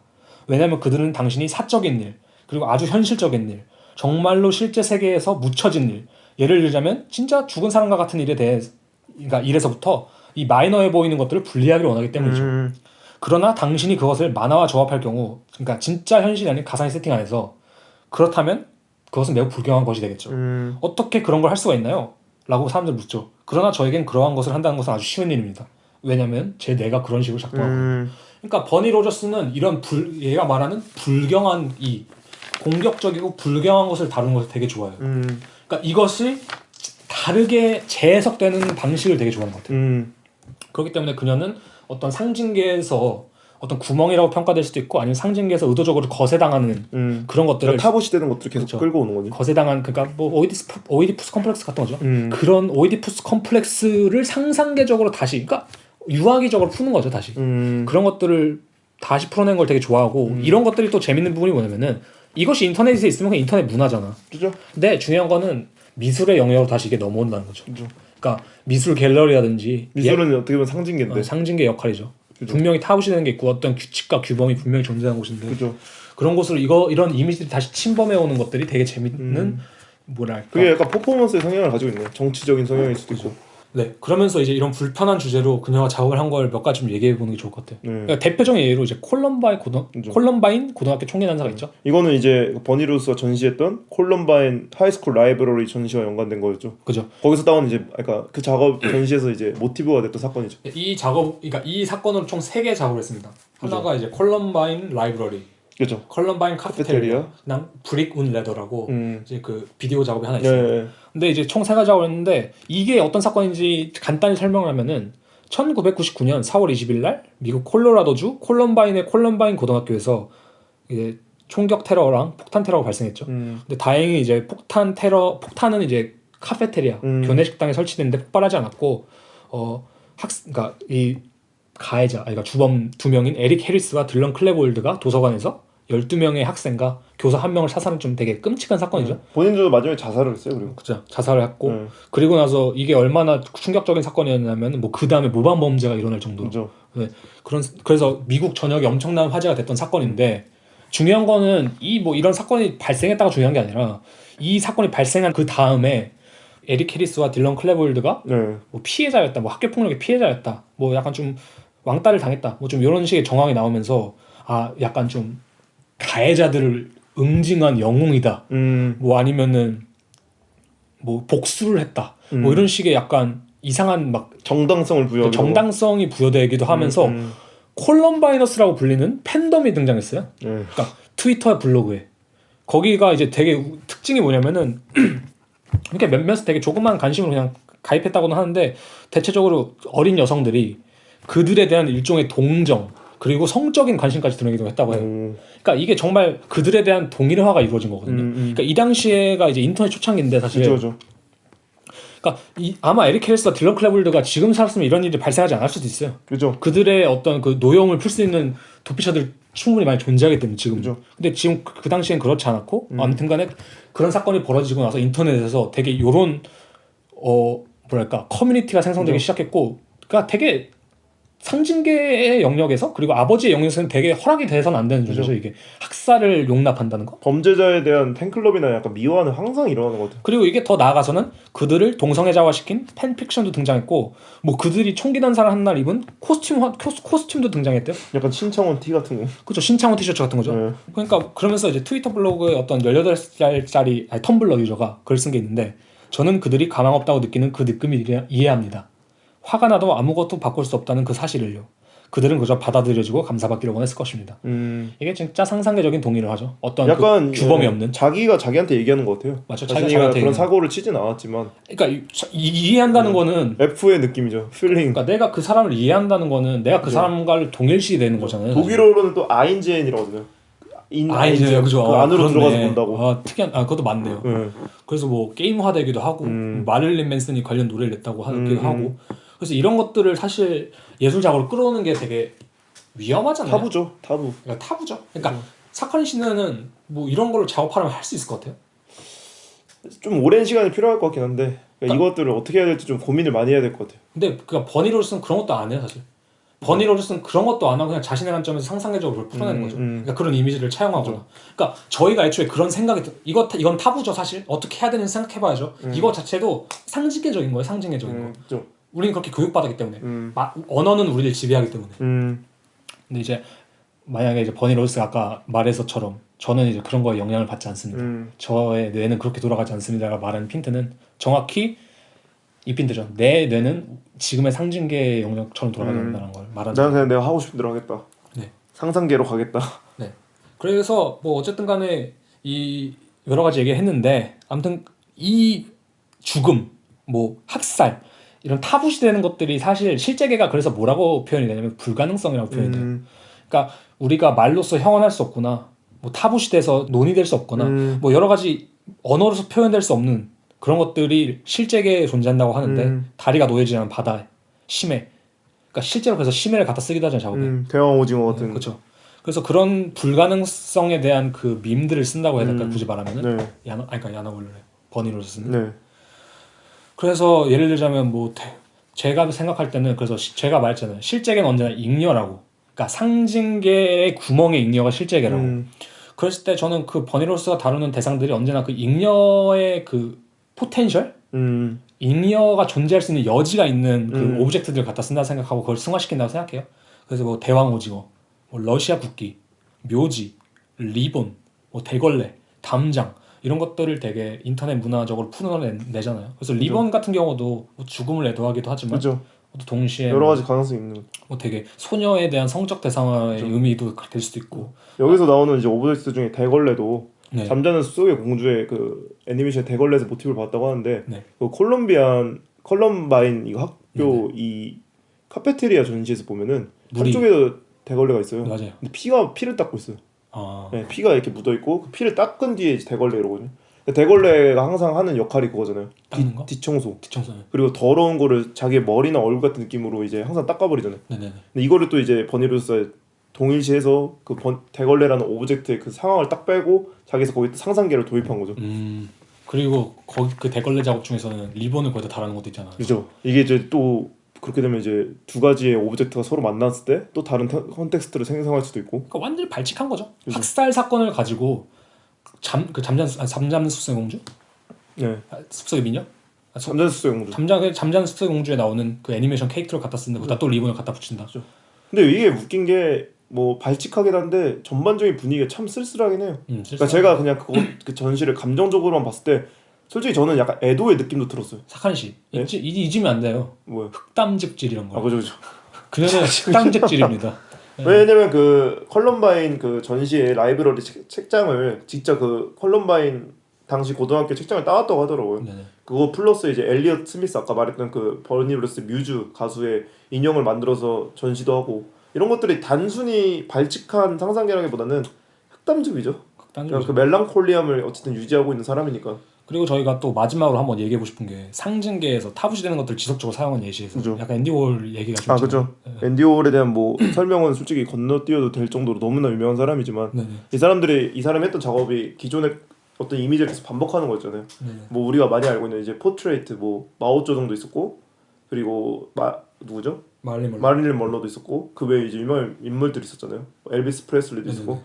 근데 이제 그 외에도 항상 이제 앤디 워홀이 이제 차용했던 이미지들이 미국에서 하루에도 수십 건, 수백 건씩 일어나는 교통사고 혹은 어떤 비행기 추락사고 그리고 아니면 사형수를 사형시키는 전기 의자 같은 것들이거든요. 네네네. 근데 이것들도 앤디 워홀이 계속해서 이제 반복했단 말이에요. 네. 이 이미지들이 반복이 되면은 어느 순간 이제 우리가 대중들이 어떤 이미지가 가십이 돼서 계속 반복이 되면 이것에 대해서 무뎌진단 말이에요. 무뎌지죠. 그 상징계에서 타봇이 되는 거일 수도 있는데 네. 그것들이 그냥 상징계에 당연스럽게 편입되는 거예요. 그러니까 앤디 워홀이 이거를 의도를 가지고 했는지 안 그러니까 했는지 그것들이 모르지만 계속해서 동일시되고 이미지가 될 때 그냥 이미지로 남는 거예요. 그러니까 이것이 사실 엄청난 비극적인 사건인데 계속해서 반복되면 치료일 수도 있고 그냥 무뎌지는 거죠. 아 이거 이래. 그렇죠.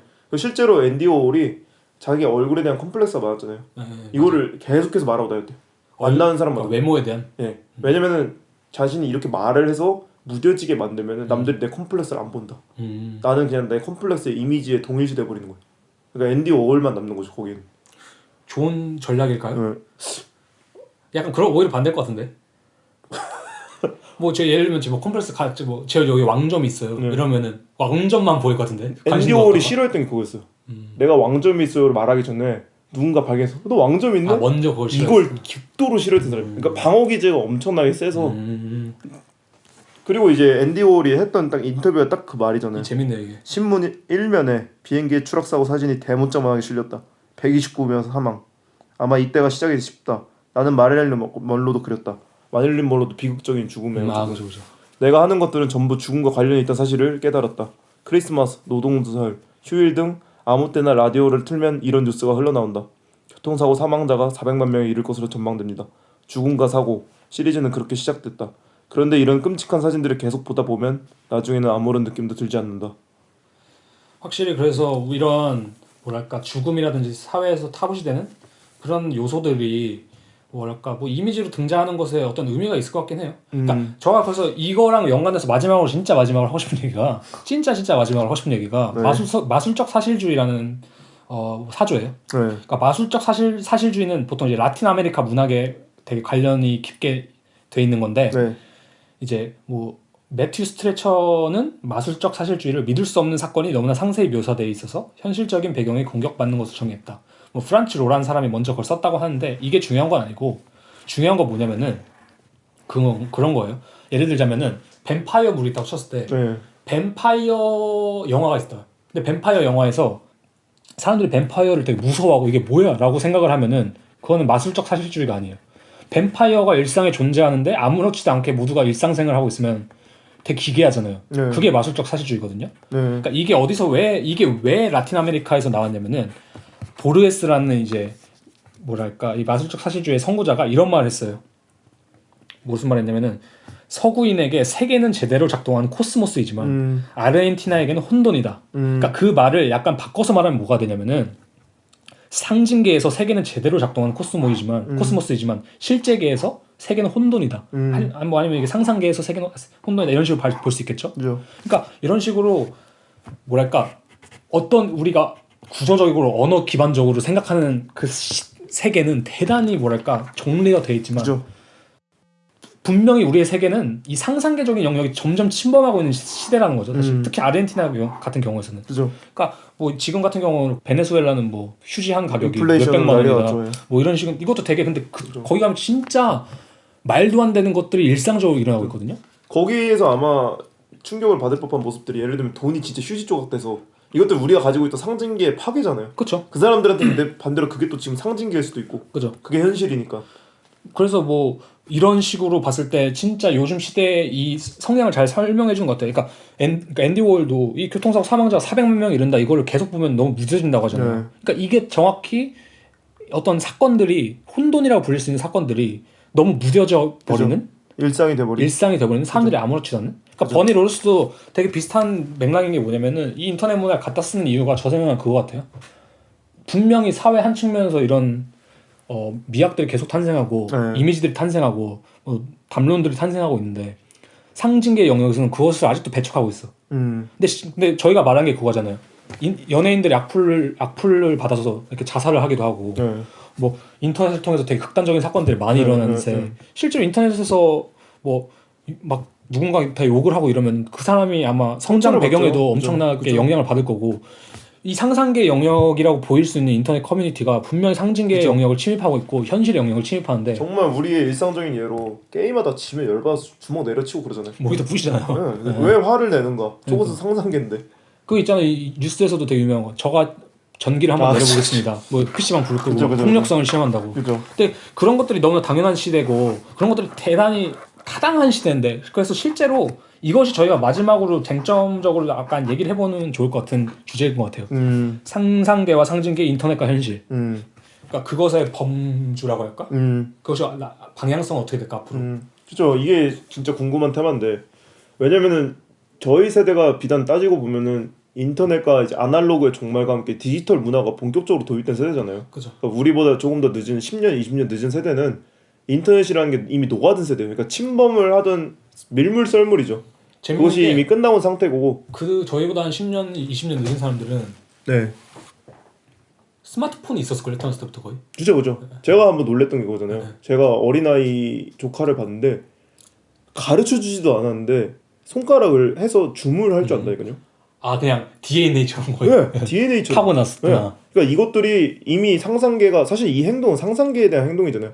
내가 앞에 있는 것에 대한 그 상상계를 직접적으로 터치하는 내용이거든요. 이것들이 이미 당연시된 상태에서 저희는 그것들을 충돌을 겪은 유일한 세대라고 볼 수 있단 말이에요. 그쵸. 버니로스는 딱 그 세대고 네. 저는 이제 그래서 재밌는 게 버니로스가 이 간극을 보여줄 수 있는 작업들을 할 수 있는 게 그러니까 이 충돌을 보여줄 수 있는 게 이 세대라서 그런 것 같아요. 그리고 제가 궁금한 거는 이 세대들이 지나고 나서 이게 약간의 과도기라고 볼 수도 있거든요. 그러니까 저는 그래서 이 사실 저희가 이제 얘기를 엄청나게 길게 했는데 버니로스의 작업을 딱 한 사조로 묶을 수가 있어요 사실. 한 사주로요? 한 단어로 네. 포스트 인터넷. 아 그죠. 그러니까 근데 저는 이제 그 언어가 대단히 이제 뭐랄까 방어적이라고 들고 대단히 안 좋은 용어라고 저는 생각해요. 그게 너무 빨리 나왔다 생각해요. 너무 빨리 나온 것도 있고. 그죠. 그러니까 이게 왜 안 좋은 용어라고 생각하냐면 저는 포스트 인터넷이라고 퉁쳐버릴 수 있는 게 너무 많은데. 그죠. 근데 그 퉁쳐버리는 것 속에서 잃어버린 디테일이 너무 많아요. 그죠. 그러니까 근데 그 잃어버린 디테일이 뭐냐면은, 그러니까 예를 들면 이 포스트 인터넷이라고 하는 그 비판할 때 약간 그런 뉘앙스 하잖아요. 뭐 그냥 포스트 인터넷 작업이네. 라고 하는 게 뭐냐면은 정말 상징계적인 입장에서 그걸 말하는 거예요. 예를 들자면. 그러니까 왜냐면 저거는 그냥 기존의 영역에 있는 게 아니야. 저거는 그냥 음지 문화야 라고 그냥 가정을 하는 게 그러니까 그런 뉘앙스에서 나올 수 있는 게 그냥 포스트 인터넷 작업네? 너도 3D해? 뭐 너도 3D를 아 작업해? 맞아 그런 애니메이션. 뭐 너도 뭐 그런 애니메이션 해? 뭐 너도 저기 미학을 같았어? 이런 거잖아요. 그거 너무 뻔해 이러면서. 그다음 실제로 요즘에 그런 걸 한 작가들이 많아지니까 그쵸. 당연한 거죠 말 그대로 그건. 그죠. 실제로 이 세계가 변해가고 있으니까. 그죠. 근데 그런 거에 있어서 이것을 우리가 포스트 인터넷이라고 계속 부른다는 거는 너무나도 잔인한 행위 같아요. 그죠. 그러니까 제가 아까 너무 빨리 나왔다는 게 너무 빨리 묶어버리려고 하는 시도죠. 그죠. 그러니까 이것들을 아직은 충분히 내버려 둘 시간이 너무 많고 앞으로도 저는 제가 감히 생각하기에 20년은 그냥 내버려 둬야 된다 생각하거든요. 어떠한 단어로 묶는 거 필요 없이. 그러니까 버니로드스도 저희가 조사하기 전에 이런 디테일이 있는 줄 몰랐잖아요. 그죠. 그게 제가 콜럼바인 라이브러리 작업을 봤을 때 저는 이 생각을 했어요. 아, 이 사람이 나온 학교거구나. 이 사람은 정말 그 감정적인 것에 치중해서 하는 사람이구나. 기억에 의존하는구나. 정말 일기장 같은 작업을 하는 사람이구나 했는데 이번에 조사를 하고 좀 뭐 오편 씨가 뭐 나온 말한 이론들을 생각해보고 하니까 아, 이 사람들이 생각보다 디테일하게 건드릴 수 있는 요소가 되게 많구나. 그쵸. 그래서 이게 비단 일기장 작업인 줄 알았는데 그렇지 않고 더 사랑받을 수 있는 이유가 보편적으로 우리가 지금 경험하고 있는 무언가를 건드리고 있구나. 건드리고 있구나. 컨템포러리구나. 컨템포러리구나. 뭔가를 건드리는 것? 유행어 각이네요. 이거 컨템퍼러리다. 이거 동시대네. 이거 동시대다. 그래서 이제 궁금한 게 확실히 그거예요. 이제 진짜 다음 작가들이나 아니면 저희 세대, 그러니까 우리가 보여줘야 할 때죠. 그래서 이건 되게 중요한 질문 몇 가지가 있는데 제가 생각한 머릿속으로 첫 번째는 그거예요. 저희가 이제 인터넷 영역을 좀 상상계적인 영역으로 봤잖아요. 상상계가 상징계를 먹을 수 있을까요? 그런 매트릭스 아닐까요? 그죠. 그러면은 상상계를 또 만들어야 되죠. 그죠. 그래서 실제로 네오가 이제 약을 먹고 나오는 곳이 상징계잖아요. 그죠. 네오한테 이제 아니요. 매트릭스 자체도 상징계예요, 사실은. 매트릭스가 왜냐면은 그러니까 매트릭스 자체를 애초에 락강 이론의 거의 최고봉 영화를 뽑거든요. 아, 그래요? 네. 매트릭스 자체가 프로그래밍 언어로 이루어진 상징계잖아요. 그죠. 상징계. 이제 거기서 네오가 먹고 나오는 것은 실제계. 아, 그런 식으로 바라보네. 약간 그런 식으로 바라보더라고요. 네. 근데 아무튼 그래서 제가 궁금한 게 그냥 그렇게 될까라는 생각보다 오히려 저는 요즘에 그런 시도도 많잖아요. 그래서 뭐 악플 아까 얘기도 했고 뭐 여러 가지 뭐 디벳 아니면 뭐 약간 포르노 리벤지 포르노 뭐 이런 것도 관련해서 점점 법률 규제들이 세지잖아요. 뭐 알패스 이런 것도 요즘에 화제가 되고 뭐 소라넷도 옛날에 그런 거 있었고 그런 거 봤을 때 점점 이제 상징계 그러니까 아버지의 이름이 그러니까 규칙과 금지의 이름이 점점 다시 이제 옛날에는 오이디푸스 컴플렉스였다면 이제는 인터넷의 개념으로 점점 아버지가 오고 있거든요. 아빠 지금 간다. 약간 전화 온 거죠 아빠한테. 아빠 차 탔다. 아빠 차 탔다. 아빠 일 끝났다. 그걸 갈게 하고 있으면 이제 불안에 끌고 있는 거지. 자식은 거기서. 근데 그게 웃긴 게 인터넷이 발달하면 발달할수록 그런 아버지를 피하려는 움직임도 더 똑똑해져요. 그러니까 비트코인도 사실 그런 거잖아요. 추적이 불가능하고. 아직도 디웹 당연히 활성화되어 있고. 활성이 다 있고. 그 유명한 짤 있잖아요. 빙하기 표시한 거. 요즘에 VPN 뭐 이런 것도 있고. 그렇죠. VPN도 많이 쓰고. 자신의 이제 IP 인터넷에 있는 자신의 그걸 좀 더 매니악하게 가면 익스플로러를 벗어난 리눅스라고 해가지고 맞아요. 직접 홈페이지 서버를 만들어서 거기서 정말 진짜 더 아지트스러운 컴퓨터를 만들잖아요. 그러니까 이게 참 재밌는 구도 같아요. 참. 그러니까 결국 추격이네요 또. 추격전인 거죠. 추격전이고. 아빠와 그 자식의 무한한 추격전. 아빠와 아들 막 이런 느낌. 그렇죠. 거기서 이제 미술관은 이제 망원경으로 지켜보다가 약간 군침이 땡긴다면 쏙 빼오고. 그리고 또 하나 질문이 그거예요. 이 시대 작가는 그럼 디지털을 다뤄야 할까? 왜냐면은 저희가 분명히 현실이 엄청난 영향을 받고 있다고 말을 했는데 저는 그게 아까 제가 딱 말했던 그거에 개인적으로 답이 있다고 생각해요. 이거를 일부러 피할 필요도 없고 일부러 촬영할 필요도 없다. 사실 자연스럽게. 그게 약간 버니로스의 전략이라면 방식이죠. 그렇죠. 그러니까 제가 볼 때 버니로스는 좀 대놓고 하는 방식인 것 같기도 하고. 대놓고 근데 저는 버니로스가 이 작업을 하는 방식이 그냥 뭐랄까 이 논리적으로 나온 방식이 아니라 생각해요. 왜냐면은 이 드라마 작가든 아니면 어떤 작가들이든 어떤 극에 다는 사람들은 이걸 공부하지 않아 통찰력이 분명히 있거든요. 현실에 대한. 근데 버니로스는 분명 그런 통찰력이 좀 있는 사람이고 그다음 그게 내추럴 본이에요. 그냥 본투비 스타예요, 이 사람은. 그러니까 본투비 이걸 하기 위해서. 왜냐면은 사실 그렇잖아요. 이게 나의 노동이 돼버리면은 그러니까 상상계가 나의 노동이 돼버리면은 그건 상상계가 아니에요. 그쵸. 그거는 상징계지. 그죠. 근데 상상계가 그냥 진짜 나의 관점에서 무한히 즐거움만을 가져다주는 그런 완전한 이상형이라면은 그죠. 버니로스처럼 끊임없이 작업을 할 수가 있어요. 덕후 기질이 있어요. 그러니까 버니로스가 진짜 다작을 하고 끊임없이 작업을 뽑아낼 수 있는 이유가 얘는 그냥 자기 말대로 진짜 이렇게 생각을 한 사람이에요. 그러니까 이게 그냥 인터넷에 있는 문화를 언제 이게 고갈이 될까 이런 맥락이 아니라 버니로서 아마 끝없이 몰입 자신을 상태인 거죠 지금 그죠? 플로우 상태. 동일화시킬 수 있는 그걸 찾아낼 수 있을 거예요. 요즘에 그렇잖아요. 요즘 인터넷에서 뭐 하나 밈 짤 같은 게 그 옛날 관짝 그것도 몇만 개, 몇 천만 개 그 막 관련 엄청났을 이미지들이 거예요. 생성이 되는데 근데 또 휘발해 버렸잖아요. 휘발하는 건데 그거는 이제 뭐랄까 다른 걸로 가는 거죠 그냥 계속. 제가 볼 때는 그것이 만약에 세상에 관짝 소년단 그걸로만 밈을 만들 수 있다면 아마 평생 갈 거예요 아마. 아 그죠? 그렇게 되면 만약에 지금 태양을 그린 사람이 아직도 있는데. 네, 그죠.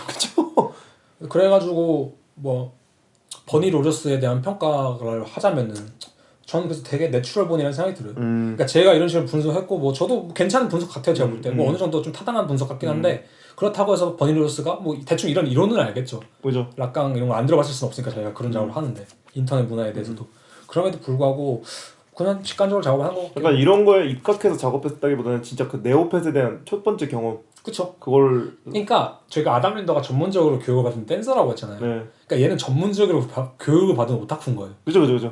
자기가 진짜 그 네오펫에서 경험을 하고 그거 이제 커뮤니티의 엘리트 코스를 밟은 그 거지. 느낌을 그죠. 정식 덕후 그러니까 우리나라로 치면은 버디버디로 입문을 해서 싸이월드를 그쵸. 하다가 뭐 페이스북을 하다가 그죠.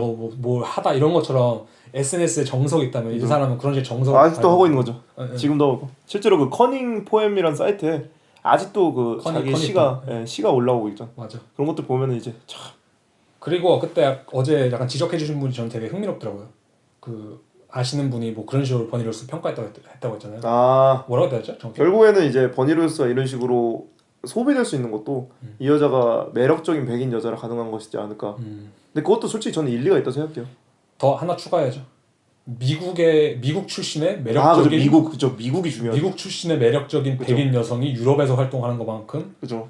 매력적인 거 없죠 사실. 미국 저희가 그때 한번 어제 잠깐 얘기했을 때 그거잖아요. 미국 문화라는 게 범 문화예요 이제.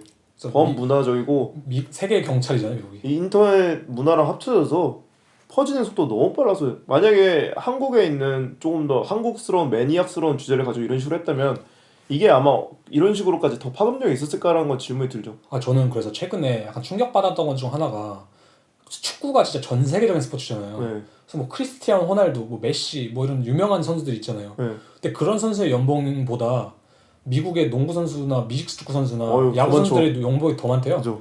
근데 난 그걸 인지 못하고 있었거든요. 저는. 네. 근데 그걸 보니까 아 미국의 자본이 진짜 다르구나. 엄청 그 생각이 들더라고요. 그죠. 중국과 미국 지금 이 두 자본 아직도 근데 중국은 좀 매니악한 게 있잖아요. 자기들끼리 그게 세고 그렇죠. 미국은 진짜 약간 범 스탠다드. 맞아요. 영어도 약간 스탠다드 언어잖아요. 이제 영어가 이제 국제어죠. 국제어니까. 그죠. 국제어니까. 그런 걸 치면 참 달러도- 버니로스도 운이 좋기도 하고 달러가 타이밍도 붙어서. 좋고. 그렇죠. 버니로스가 확실히 그래서 근데 맞아요. 그래서 저는 내추럴 본이라고 생각해요. 정말 잘 타고난 사람이고. 저는 이제 그냥 조금 부정적인 입장에서 궁금한 거지. 만약에 이 여자가 이런 식으로 소비된다면 어떻게 될까라는 궁금한 거 있죠. 그리고 또 반대로 가정을 다르게 한다면 만약에 이 사람이 그렇게 외모적으로 외형적이지 않은 동양인 여자였다거나 뭐 아프리카계 여자였다거나 뭐 그런데 이런 작업을 했다라면은 어떻게 됐을까? 그죠. 하는 생각도 들고. 그죠. 근데 본인이 그리고 알아요? 본인이 되게 네. 그런 그 남자라고 뭐라고 하죠? 화이트 뭐라고 하죠? 화이트 월? 남자 그 백인 남자 신사를 또 표현하는 게 있잖아요. 젠틀맨? 아니요 화이트 어쩌고 모르겠네. 그것도 이제 굉장히 그 우리가 알고 있던 문화에서 되게 상위를 차지하는 사람들 있잖아요. 화이트 프리빌리지? 예 그런 느낌으로. 그러니까 백인 그죠. 프리빌리지. 예. 맞죠. 그런 게 있고 그리고 또 하나 들었던 생각이 뭐냐면은 그러니까 이걸 자신이 안다고 말했잖아요. 그래서 알류 러시안 했을 때 기분 좋아한다 했잖아요. 네. 그러니까 기분 좋다기보다 그 통달했다는 느낌? 그냥 거기서 딱 나오는 거죠. 자신이 무엇을 하고 있는지 정확히 아는. 그죠. 내가 어디에서 내 매력을 발산할 수 있는지. 그걸 정확히 그러니까 아는 뭘 다뤄야 할지 딱 하는 것들. 근데 그것도 어떻게 보면 엄청 상상계에서 그 그러니까 손오공처럼 시간의 방처럼 상상계에서 수련한 그죠. 내공일 수도 있죠. 그게 약간 그죠. 자신의 매력을 정확히 아는 거. 궁금해요. 다음 작업들. 그러니까 바로 다음 작업보다 향후 10년 안에 맞아요. 그건 진짜 궁금하긴 그런 해요. 클리셰가 있거든요. 일찍 뜬 작가는 일찍 사라진다. 그렇죠. 늦게 뜬 작가는 뭐 그 사이에 열심히 또 수련을 해서 팍 뜨는 사람도 있겠지만 네. 그래서 이제 버니로스가 지금 엄청 빨리 뜬 거잖아요. 이 나이에 진짜 이런 커리어는 손꼽을 정도예요 거의. 그렇죠. 손꼽을 정도죠. 거의 예술계 송유근? 그죠 그 정도. 송유근 군은 지금 뭐 하고 계신지 잘 모르겠는데 맞아. 거의 그 정도 느낌으로 진짜 영- 라이징 스타잖아요. 완전 라이징 스타. 그렇죠. 그래서 이제 궁금한 거죠. 지금 엄청나게 빨리 전시를 많이 하고 있는데 과연 이 끝에 뭐가 있을까? 만약에 그럼에도 10년 뒤에도 이 사람이 계속 늘 오오 하는 작업이 되면 와 이 사람은 마르지 않는 샘물 같은 사람이었구나. 예술계 이강인인데 그죠. 어디 프리미어리그를 진출할 수 있을까? 뭐 이런 느낌인 거죠. 그죠.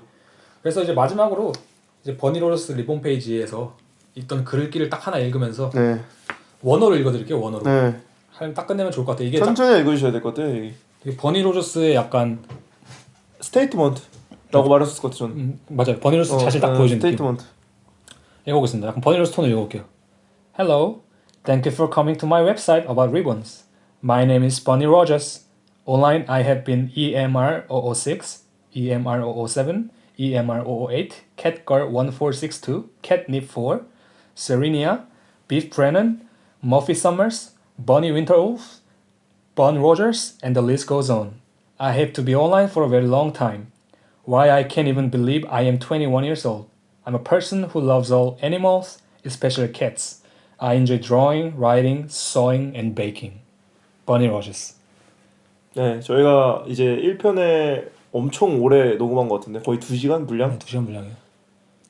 뭐 재밌던 시간이었죠. 유익한 시간이었고. 다음 시간에는 버니 로저스의 작업을 가지고 네. 좀 더 이야기해보는 네. 시간을 갖도록 하겠습니다. 네, 지금까지 뭐 끝까지 들으셨으면 정말 감사합니다. 진짜 감사해요. 네, 정말 감사합니다. 정말 감사합니다. 네. 모두 또 이제 한 2주 잘 보내고 계시면은 네, 저희가 또 새로운 에피소드 찾아뵙겠습니다. 네, 건강하시길 바랍니다. 네, 감사합니다. 네.